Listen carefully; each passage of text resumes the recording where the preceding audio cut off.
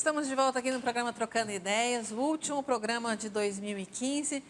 E hoje o tema é livre. Então você pode fazer a pergunta que você quiser para os nossos convidados, que nós estamos aqui hoje à disposição. E sabem que aquilo que a gente não consegue responder ao longo do programa, a produção depois encaminha, né, e tenta, mas vocês viram aí também durante as respostas os endereços, os contatos dos nossos convidados. Então, você também pode depois encaminhar a sua pergunta. Eu aqui na hora do intervalo, encantada aqui de ver que já tem várias pessoas que estão aqui na nossa plateia que já vieram para o acampamento de Ano Novo, gente. Ó, o ano deles já acabou. Agora eles já estão assim, ó, naquela 45 do segundo tempo. Então já estão chegando aí, ó, graças a Deus. Dá um tchauzinho, gente, para lá, ó. Vieram para o acampamento de Ano Novo para começar Ano Novo, Vida Nova, né, e rezando. Que bom, viu? Bem-vindos. E depois, se algum deles quiser fazer pergunta, eles vão participar aqui conosco no nosso programa. Eu fui para o intervalo pedindo ao Padre Márcio que deixasse aqui, ó, na manga, curta, na manga, o que são as obras de misericórdia, porque a gente estava falando das indulgências, que nós já temos, a igreja já nos permite viver as indulgências, receber indulgências todos os dias. E esse ano o Papa deu esse algo a mais, que é o da Porta Santa e também das obras de misericórdia. O que especificamente nós precisamos fazer que são obras de misericórdia, Padre Marcos? As obras de misericórdia são espirituais e corporais.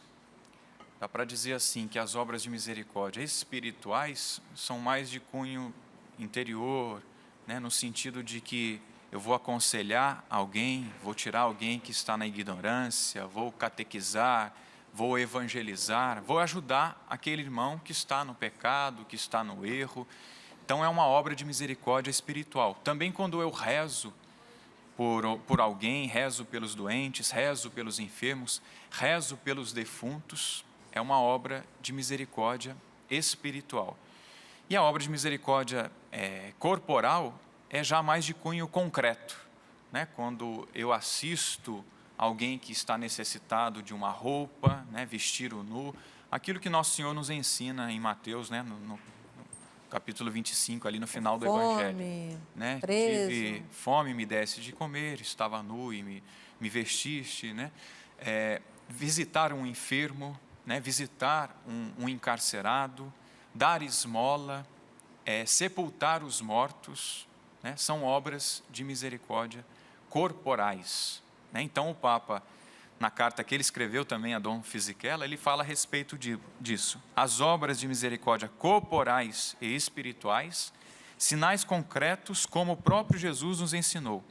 Todas as vezes que um fiel viver uma ou mais destas obras pessoalmente, obterá sem dúvida uma indulgência jubilar. Então, de repente, eu não vou ter a oportunidade de passar pela Porta Santa, mas eu vou estar lá na minha cidade e, de repente, vou encontrar alguém que eu possa assistir, que eu possa dar uma ajuda. Então, e aí, é claro, procedo conforme a igreja já ensina. Né? Vou rezar o credo, vou participar da Eucaristia, né? Tenho a intenção de receber essa indulgência e faço uma obra de caridade, uma obra de misericórdia. Então, nessa intenção. Nessa intenção. Com a intenção de ganhar indulgência. O senhor falou de participar da Eucaristia, de rezar nas intenções do Santo Padre, mas não tem ainda aquela coisa, nós precisamos estar em estado de graça também? Estado de graça, exatamente. O professor tinha falado que é a confissão, né? Então estar em estado de graça, ter confessado ali naqueles dias, não necessariamente no dia, e não todo dia também, como disse, né, o professor Felipe, realmente isso. Então, sim, espiritual e corporal. Concretamente, né, dar de vestir a alguém, dar de comer a quem tem fome, né, sepultar os mortos, visitar os doentes, obra de misericórdia corporal. Espiritual, instruir alguém, catequizar, evangelizar, anunciar Jesus Cristo, uma obra de misericórdia espiritual. E aquilo que nós já deixamos bem claro desde o primeiro bloco, de fazer isso com sobriedade. Todas as nossas ações nesse ano da misericórdia sejam sóbrias, né? Para não virar essa coisa mágica e assim, miraculosa, e eu vou e vira aquela coisa soltando pirlim-pim-pim para tudo quanto é lado, né? Aqui na nossa região, a gente tem a graça de ter várias igrejas que têm a Porta Santa. Nós temos o santuário aqui na Canção Nova, temos a nossa Catedral Diocesana, mas tem a Catedral de Guará, tem o Santuário de Aparecida. Então, mas não adianta você, de manhã eu vou à missa no santuário, das 7 horas da manhã, depois eu vou na catedral, depois eu... Não, gente, é uma por dia, com sobriedade, não precisa ter esse atropelo. Vamos viver a coisa da maneira mais serena possível. É um momento que a gente não pode perder, temos que aproveitar mesmo essa graça, essa chance que Deus está nos dando, através do Papa Francisco, mas com muita sobriedade, para não ficar nesse apavoramento. E eu acho, sabe, Carla, que nesse momento que a gente está vivendo, Padre, é um momento em que as obras de misericórdia são muito importantes. Sim. Nós estamos vivendo uma situação no Brasil, todo mundo sabe, muito difícil, não precisa eu desdobrar aqui os acontecimentos, né? Mas nas 7 obras de misericórdia espirituais e corporais, as espirituais, uma das muito interessantes era consolar os aflitos, né? Eu vou dizer, quanta gente hoje está aflita, né? Quanta gente com depressão, quanta gente aí desempregada. Sim, por vários motivos. As empresas estão colocando, assim, as centenas de pessoas nas ruas, entendeu? Quer dizer, então, tem muita gente aflita, né? É que esse tsunami de lama lá de Minas Gerais e coisas desse tipo, né? Quer dizer, então, eu penso que esse ano da misericórdia, enfocando as obras de misericórdia, é relevante a gente realmente fazer isso hoje, né? Porque hoje tem muita gente aflita, né? Isso é uma das obras espirituais, né, Padre? Tantas... Sim. E eu achei interessante que no dia 20, né, que foi a abertura da Porta da Misericórdia aqui no santuário, né, do Pai das Misericórdias, que o nosso bispo diocesano, né, Dom João Inácio, ele falou, né, que a gente, né, tem as nossas metas, né, e esse ano da misericórdia o Papa já nos deixou, né, as metas para esse ano, né? O que a gente deve fazer esse ano? Já está prontinho, né? Não precisa criar. O cronograma já está, né, ali, tá aí. Para a gente seguir. Então vamos seguir isso aqui que a igreja orienta. Então também fica aí como dica, né? Que é o possível, né? Não é nada sobrenatural. Exatamente. A gente consegue fazer e não ficar, como diz a Elaine, também criando, né? Vou querer passar na Porta Santa de Jerusalém. Não querer, eu posso querer, mas eu vou passar no santuário aqui mesmo. O possível é aqui no santuário da Canção Nova, não é, gente? Aqui não é mais interessante aí, tá vendo? Então, mas é dentro do possível e do real, né? Já que quando a gente está sempre nessa sobriedade aí. Aline. Carla, a próxima pergunta é para o professor Felipe, de uma mulher que pede para não ser identificada. Ela nos escreveu: fui casada apenas no civil e estou separada dessa pessoa há 30 anos. Porém, convivo há 18 anos com um homem que nunca foi casado. Eu estou vivendo o adultério? O que faço para regularizar minha situação diante da igreja? Ela foi casada... Só no civil. Só no civil. Bom, para a igreja, só existe matrimônio, casamento, se houver a celebração do sacramento.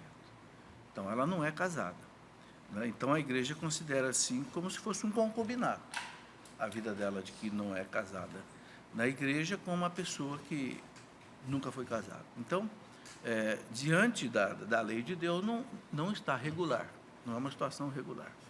Ela realmente não pode, por exemplo, receber os sacramentos por causa disso. É bem clara a doutrina da igreja sobre isso. Agora, como regularizar, né? Então, aí é simples. Ela nunca foi casada na igreja, então ela pode casar na igreja. Ele também nunca foi casado na igreja, então eles podem casar na igreja.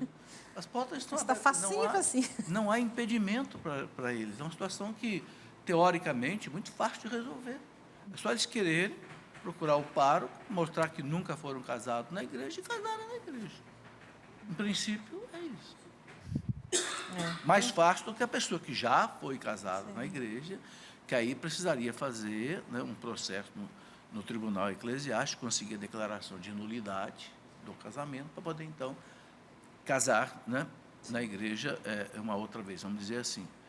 E, aliás, é bom dizer que hoje o Papa também facilitou muito. Muito, né? Esse jubileu, Faz parte do ano da misericórdia. O Papa hoje colocou que os tribunais devem agir com mais agilidade, colocou a responsabilidade na mão dos bispos para resolver casos, inclusive, mais simples, mais rápidos.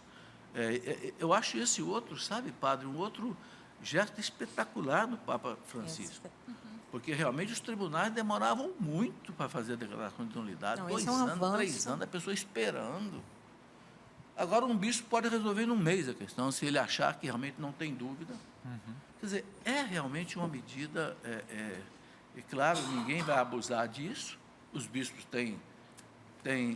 são pastores da igreja, são apóstolos. Pastoralmente, Tem um ela discernimento também. Não vão usar essa prerrogativa de qualquer jeito, mas, sem dúvida, é uma obra de misericórdia. Sim. Vai tirar muita gente aí do desassossego aí. E como Inclusive, ela aqui já no está... Brasil, ela chama Pastoral da Misericórdia, né? Da Segunda União. Sim. E como a pessoa já está casada, né, já está junto com a pessoa, tem 20 anos, 18 então anos. provavelmente, né, ela já sabe o que quer com essa pessoa. Né? Então, não é muito difícil resolver essa situação. Eu de penso que casar nesse na igreja. ano muitos casos desses vão ser regularizados. As pessoas vão poder voltar Graças a plenamente para a igreja, receber o sacramento, a confissão e a Eucaristia, sobretudo. Nossa, com certeza. Vai ser dar um ganho imenso. Mais alguma, Aline? A Vanessa Castilho faz uma pergunta que acredito que vai ser dividida entre a Elaine e o padre. Bater bola, então. Vamos trocar ideias. Estamos vivendo um tempo de muita tristeza em casa, pois perdemos meu pai. Eu creio nas promessas de Deus e na ressurreição, mas tenho muitas dúvidas sobre a morte. Já me disseram que podemos pedir a intercessão dos falecidos, mas outros dizem que na Bíblia os mortos não nos ouvem. Afinal, os falecidos escutam a nossa oração? Posso pedir a intercessão do meu pai? E a pergunta, como recomeçar após a perda tão difícil? Bom, a gente acredita na ressurreição, ela diz aí, né, que professa a fé na ressurreição, e é isso mesmo, é isso que a palavra de Deus nos ensina, é isso que o Cristo nos ensina, né, a respeito da intercessão. Nós acreditamos na comunhão dos santos, né? A igreja professa isso, acredita isso, podemos até dizer assim, tem muita gente já no céu, a igreja já mandou muita gente para o céu, digamos assim, já canonizou muita gente, né? Então, bom, onde é que está o Pai agora? Bom, a gente acredita na ressurreição. Então, se de repente aproveita também esse ano jubilar e oferece a indulgência pelo Pai, né? Então, se ele já recebeu, se já foi oferecida, né, digamos assim, essa indulgência para ele, nós cremos, né, que na ressurreição do último dia ele está na glória, e o catecismo ensina assim que os mortos podem interceder por nós, aqueles que já faleceram, né? Então, nós podemos sim recorrer à intercessão daqueles que já partiram. É claro que talvez deveria se fazer aí um estudo para saber, né, como é que foi a conduta do pai, como é que foi a caminhada do pai, né, não sei, né, mas devemos, né, sim contar com a intercessão dos santos, né, com aqueles que já partiram, e aproveita esse ano da misericórdia e oferecer, né, realmente por aqueles que já partiram. Agora, a dor da morte, é claro, ela existe, né? A doutora pode falar, a psicóloga pode falar um pouquinho mais, mas a gente professa isso, a gente acredita na ressurreição, na vida após a morte, nós estamos aqui de passagem, o que nos ajuda é sim a oração, é a nossa fé na ressurreição, e eu gosto de meditar isso também, principalmente, né, nos velórios, né? A pessoa partiu, a pessoa já não está mais entre nós, já não vai estar mais entre nós fisicamente, porque ela está ali ainda no velório, está ali, mas ela não estará mais fisicamente, mas ela estará presente sim nas nossas lembranças, e eu gosto de fazer essa meditação com as pessoas, né? Bom, lembra das coisas boas que você viveu com o pai, com a sua mãe, né? E depois se questione no sentido assim, como é que será que o meu pai gostaria que eu continuasse a minha vida aqui? Eu acho que ele gostaria que eu levantasse minha cabeça, que eu cuidasse bem das minhas coisas aqui, que eu cuidasse das pessoas, que eu vivesse a caridade. Então, assim, continua a vida, toca a vida, reza por essa pessoa. É normal, né, o choro nesse momento, o luto faz parte, né? Vai levar 1 mês, 2 meses, 1 ano, não sei quanto tempo vai levar, mas isso é normal, é profundamente normal. Foi alguém que fez parte da sua vida por 10 anos, 30 anos, 40 anos, não sei quantos anos, né? É sempre difícil perder alguém, mas o que nos ajuda? A nossa fé na ressurreição, e o que nos ajuda também é buscar ajuda, seja espiritual, seja psicológica, é isso que nos dá força para caminhar, para ir adiante, para ir em frente. Então, assim, use dessas ferramentas que Nosso Senhor nos oferece, né? É a ciência e é também a espiritualidade. Quando você diz a respeito do luto, então, completando, né, como ela coloca a pergunta, o processo de luto ele leva um tempo. Então, primeiro, não se coloque a obrigação de que amanhã tem que estar tudo bem. Muitas vezes, se foi você quem conduziu esse processo de funeral, documentação, toda aquela questão burocrática e necessária, dolorosa, que alguém tem que cuidar na família, né? Às vezes você tem que ser o forte do momento, né? Então não dá para chorar, não dá tempo de engolir, né? E tem gente que às vezes diz para você: seja forte. Essa frase ela é terrível, porque nós somos humanos. Então, se você não sente agora, em algum momento você vai sentir. Quando a gente fala de luto, a gente fala isso. Às vezes a pessoa passa, às vezes até anos sem elaborar aquilo, né, de uma maneira tranquila, e vai sentir posteriormente, 6 meses depois, 1 ano depois, enfim. E às vezes adoece por conta disso.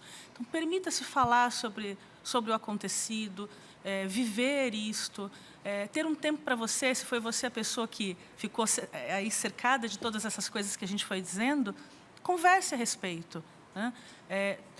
Também concordo com tudo isso que o padre trouxe, né, há pouco, mas não deixe de viver os seus sentimentos a esse respeito. E aí algumas pessoas podem perguntar: bom, quando esse luto passa a não ser mais saudável? Quando ele se prolonga por muitos anos, quando depois de muito tempo você não consegue se livrar daquele momento, você não consegue ter a lembrança boa, como diz o padre, né? A nossa cultura também ocidental, ela tem uma dificuldade ainda, mesmo estamos em 2015 indo para 2016, mas nós ocidentais temos dificuldade em lidar com a morte. Os orientais não.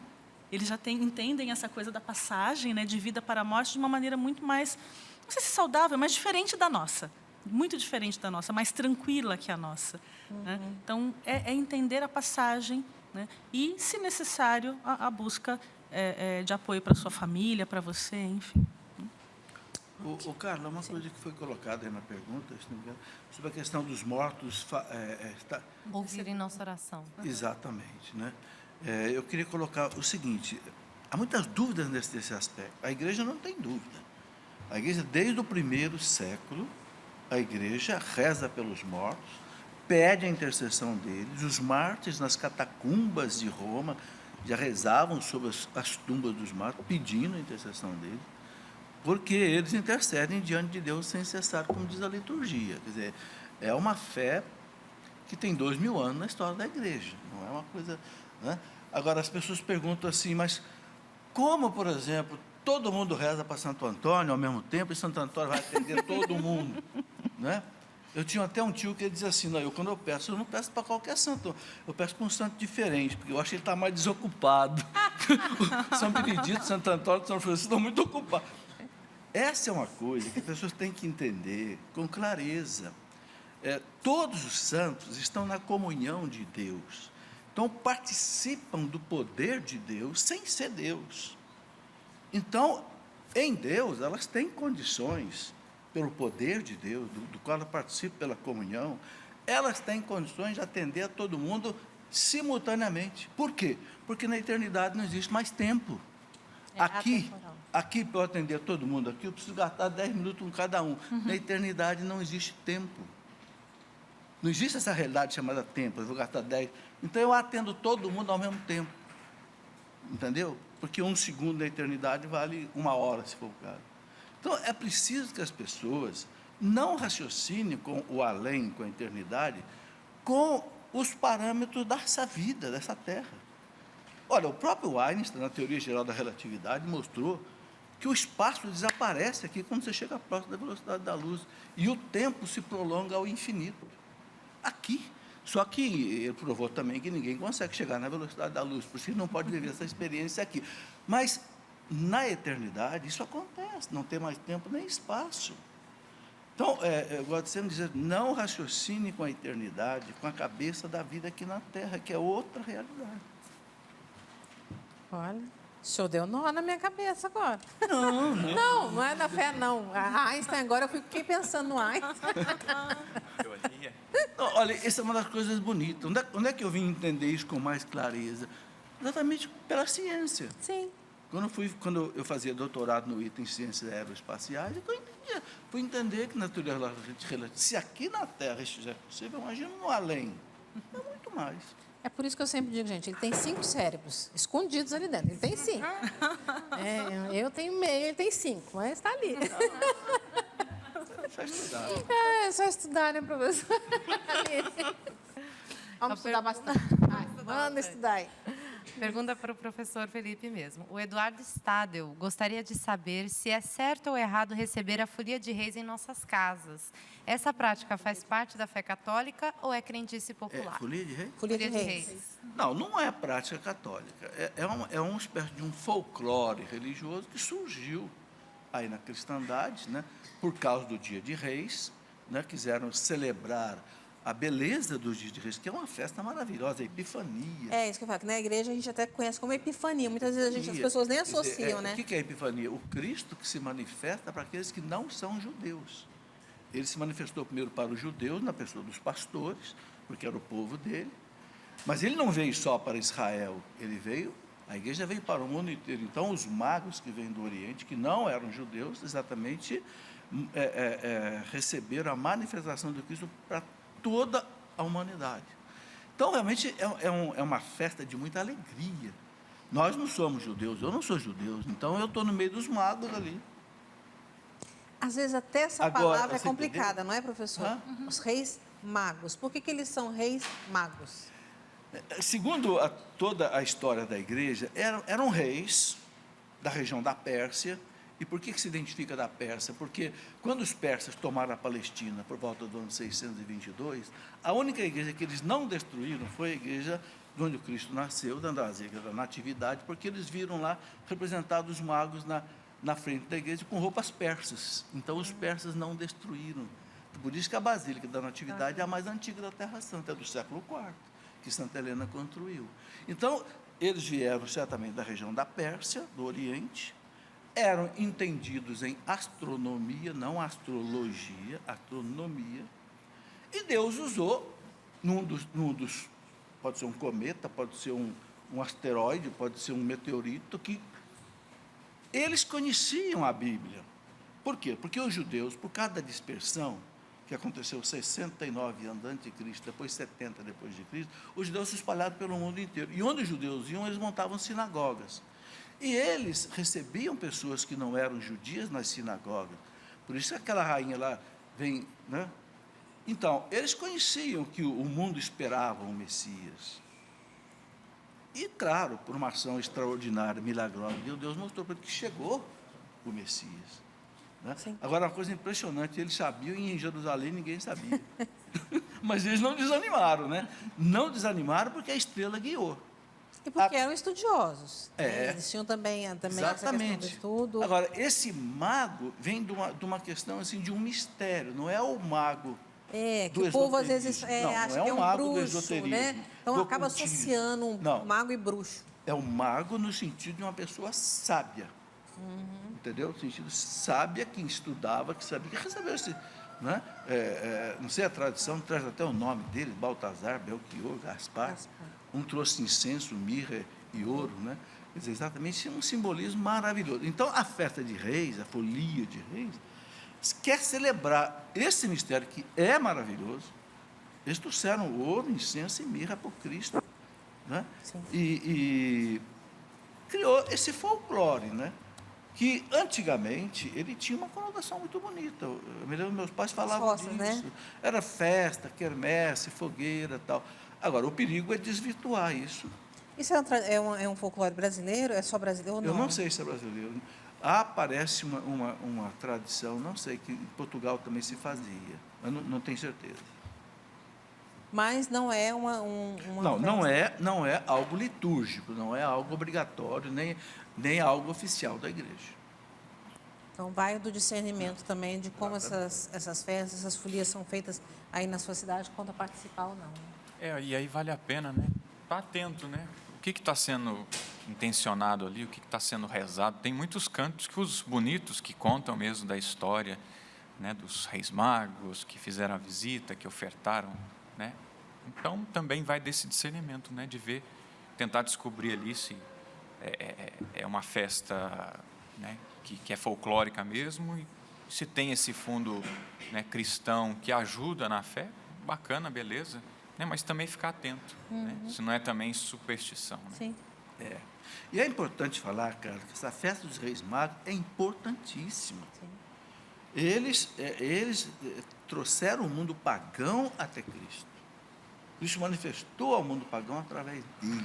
Em sinal extraordinário. Você vê que ninguém sabia nada em Jerusalém. Que Messias é esse que chegou? E eles sabiam.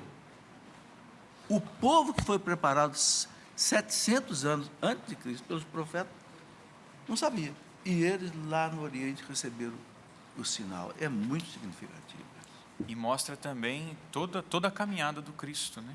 Ele veio para os seus não o reconheceram, mas o samaritano reconhece, o pagão reconhece. Então, diz também de todo o itinerário do Cristo, né? Que chega às periferias, né? Olha, chega é uma festa àqueles que... tão importante, que no Oriente eles dão mais valor do que o Natal. Eles celebram a festa com mais ênfase Epifania. litúrgica do que o próprio Natal. Por quê? Porque ele reconhece que o mundo veio a Cristo através dos magos, né? É uma manifestação assim universal acolhendo o Messias. Então eles acham até mais importante que o próprio nascimento do Messias. Eles fazem aquela festa bem animada, né? Aquela coisa. Que bom. Aí, gente, olha, esse é o nosso programa Trocando Ideias, o último programa aqui do ano. Nós estamos batendo um bom papo aqui, trocando bastante ideias a respeito desse período que a gente está vivendo. E a gente vai para o intervalo e volta rapidinho, porque nós teremos participação da plateia. E é o último bloco, né, gente? Aqui tudo vai tão rapidinho, dá uma tristeza quando chega nessa hora do programa assim, mas a gente vai lá. Tem mais um bloco ainda para a gente poder conversar, trocar ideias e ainda ver as nossas perspectivas para 2016. E você ainda dá tempo. Venha para a Canção Nova, acampamento de Ano Novo. A partir de amanhã aqui, ó, já estamos todos aqui, ó. Já tem uma turma aqui que não vai nem esperar a missa do clube amanhã. Já está aqui, desde agora aqui no acampamento. Mas a gente volta já já e fala um pouco mais a respeito desse acampamento.